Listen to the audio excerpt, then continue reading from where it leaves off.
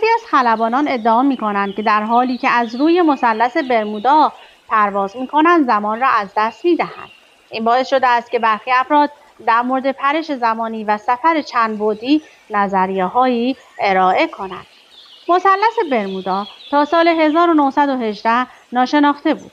بعد از آن کشتی USS سایکلوپ با 300 نفر مسافر در آنجا غرق شدند. کشتی هیچ سیگنال خطری به کسی نفرستاد و هیچ وقت پیدا نشد. رئیس جمهور آن زمان امریکا به نام ویلسون گفته است تنها خدا و دریا می‌داند که چه اتفاقی برای آن کشتی بزرگ رخ داده است.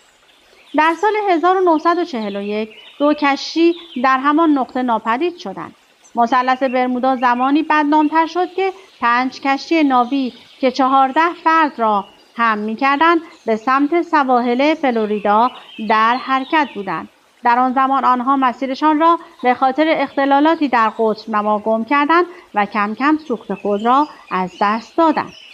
در سال 1964 وینسنت گادیس اصطلاح مثلث برمودا را در یک مقاله‌ای نوشت. از آن زمان به بعد نویسنده‌های علمی تخیلی به نوشتن در مورد موجات فضایی، زمین‌های گرانشی معکوس و حتی هیولاهای دریایی روی آوردند.